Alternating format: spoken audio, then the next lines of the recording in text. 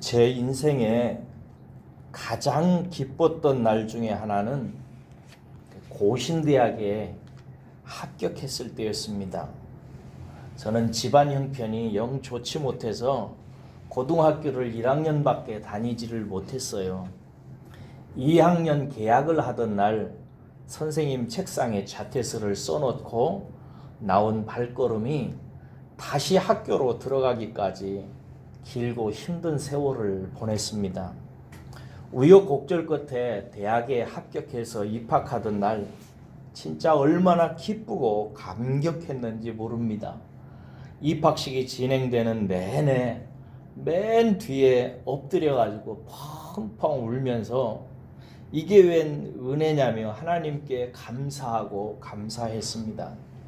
그때 저의 감격을 그 내용을 간단하게 말씀드리면 이것입니다. 천상천하의 하나님께서 나같이 비천하고 보잘것없는 인생을 생각하시고 돌보시고 인도하심이 너무 감격스럽게 느껴지더라고요. 그때 저는 하나님께 이 목숨 다 하는 날까지 주님을 찬양하겠노라고 말씀을 드렸습니다. 그래서 그런지 제 입술에는 실제로 늘 찬양이 그렇게 붙어 있습니다. 본문 말씀은 온 땅이여 여호와께 즐거운 찬송을 부르라고 시작해요. 시인은 왜 감사하며 찬양하라는 걸까요? 저자는 그 이유를 이 시의 구조를 통해서 명백하게 나타냅니다. 뭐냐면요, 이 시는 일종의 샌드위치 구조를 가지고 있어요. 1절, 2절 하고요. 4절, 5절이 3절을 가운데 두고 감싸고 있습니다. 1, 2절과 4, 5절이 샌드위치의 빵 부분이라면 가운데 있는 3절은 고기 부분이라고 말할 수 있어요. 이런 식으로 글의 구조를 만들어서 표현하는 이유는요, 어느 한 부분을 크게 강조하기 위해서 그래요. 빵 부분을 강조할까요? 고기 부분을 강조할까요? 고기 부분을 강조하는 것입니다. 그래서 1, 2절과 4, 5절은 고기 부분이 말하는 그 이유 때문에 감사하고 찬양하라는 얘기예요. 그래서 3절이 중요합니다. 3절을 근거 삼아서 감사하고 찬송하라고 말씀하고 있는 것입니다. 그러면 그 3절에 나와 있는 우리가 감사하고 경배하고 찬양해야 되는 이유가 무엇일까요? 4가지로 나와 있어요. 첫째는 뭐라고 되어 있어요? 여호와가 우리 하나님이시기 때문이라는 겁니다. 둘째는 뭐예요? 하나님이 나를 지어주셨기 때문이라는 거예요. 셋째는 뭐예요? 하나님이 나를 소유하시고 백성 삼으셨기 때문이라는 겁니다. 넷째는 뭐예요? 하나님이 나를 양같이 기르시기 때문이라는 겁니다. 하나씩 살펴보십시다. 첫째로 우리가 왜 찬양해야 되는가? 여호와가 우리 하나님이시기 때문이라는 것입니다. 저는 이 말에 진짜 공감합니다. 언젠가 제 친구가 용한 무당집을 가자고 저한테 얘기를 하더라고요. 그래서 왜 내가 가야 되냐고 물었더니 그 무당이 지리산 산신령을 모셨다는 것입니다. 그게 대단하대요. 그래서 제가 그랬습니다. 너 나에게 경배를 해라.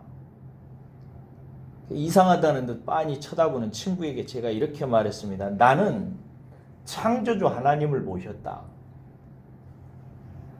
사람들은 지리산 신령만 모셔도 대단하다고 생각하나 봅니다. 그러나 여러분, 저와 여러분들은 창조주 하나님을 모신 사람들입니다. 여러분, 이 영광을 무엇으로 우리가 갚을 수 있겠습니까? 그래서 본문의 시편의 저자는 감사라는 것입니다. 그냥 찬양하라는 거예요. 두 번째로 하나님이 우리를 지으셨기 때문에 창조하라고 합니다. 여러분 자신이 세상에 이렇게 존재한다는 사실 때문에 얼마나 감격하십니까? 아버지로부터 나온 3억 개의 정자 중에서 단 하나의 정자가 어머니의 난소에 안착되므로 우리가 태어난다는 사실 하나만 생각해도 나라고 하는 존재 자체가 기적입니다, 여러분. 이런 측량할 수 없는 기적의 주인공이 된 이유는 하나님이 나를 지으셨기 때문에, 하나님이 나를 지으시기로 원하셨기 때문에 생겨난 것입니다. 나는 하나님에 의해 계획된 존재라는 이 사실, 창조주께서 나를 생각하시고 창조하셨다는 이 사실, 정말 감사하고 찬양해야 되지 않을까요? 셋째로, 내가 하나님의 소유요 그의 백성이니 찬양하랍니다.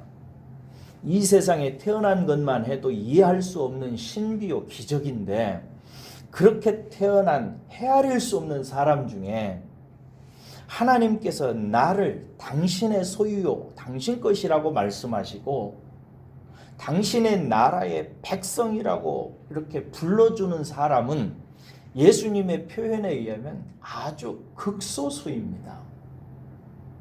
우리가 그렇게 예정과 사랑을 입었다는 사실을 여러분 생각해 보십시오. 그리고 이를 위해 하나님께서 당신의 하나밖에 없는 아들을 십자가에 희생당하도록 허락하셨다는 사실을 가만히 떠올려 보십시오. 엎드려 경배해야지요. 평생을 찬양하는 것 외에 무엇이 있겠습니까? 넷째로, 본문은 나를 기르시기 때문이라는 거예요. 그분이 기르시는 양이기 때문이랍니다.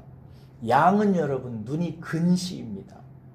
눈앞의 것밖에 몰라요. 또 양은 무능합니다. 먹을 거 어디 있는지 몰라요. 양식을 모을 줄도 모릅니다. 집을 지을지도 몰라요. 이런 짐승 없어요. 게다가 양은 무엇보다 자기 몸뚱아리 하나 지킬 줄 모릅니다. 싸울 줄 몰라요. 전투력이 없습니다. 그래서 일이나 늑대를 만나는 날, 그날이 제삿날입니다. 이런 양과 같은 우리를 창조주께서 사랑하시고 아끼시고 기뻐하시고 돌보신답니다. 이러한 진리를 우리가 어찌 다 헤아리고 이해할 수가 있겠어요? 그래서 시편 저자는 감사하고 찬양하라는 것입니다. 그것이 우리가 할 수 있는 최고의 것이기 때문에 그래요. 여러분, 성경이 왜 그렇게 자주 우리에게 감사하라고 찬양하라고 경배하라고 하는지 짐작하십니까? 하나님께서 우리에게 베푸신 은혜를 우리가 감당할 수 있는 길이 없기 때문입니다. 창조주께서 우리의 신이 되어주셨는데 무엇으로 그 은혜를 대신하겠습니까?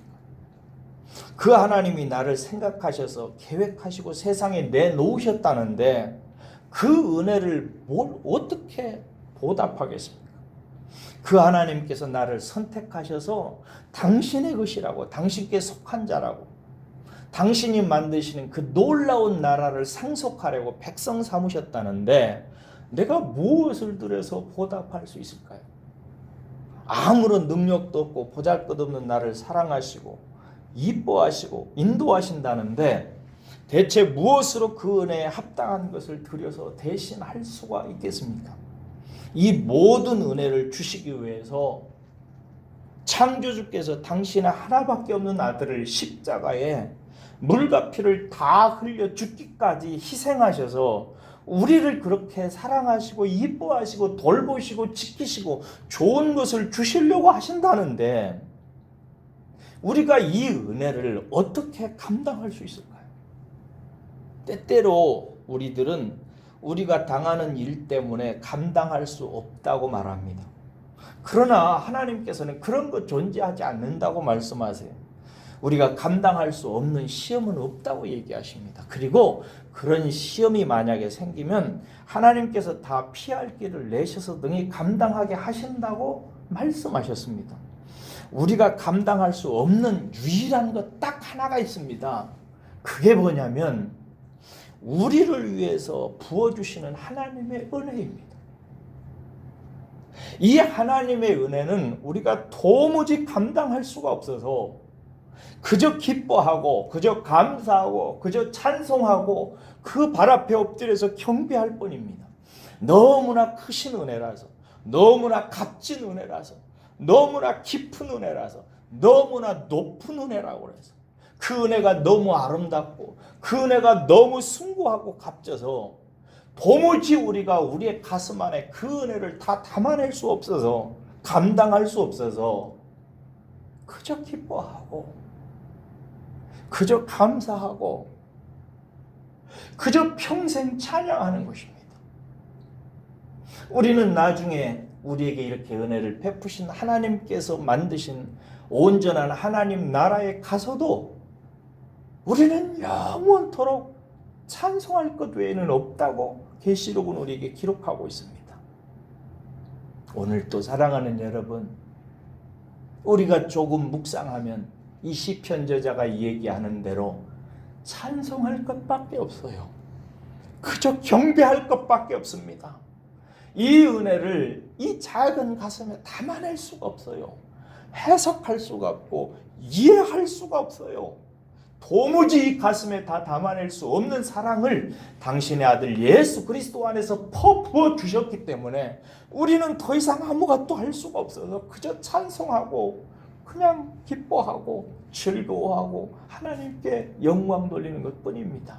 오늘 또 이 은혜 받으신 여러분들이니 아무것도 염려하지 마시고 감사하고 기뻐하며 지내시기를 주의 이름으로 축원합니다.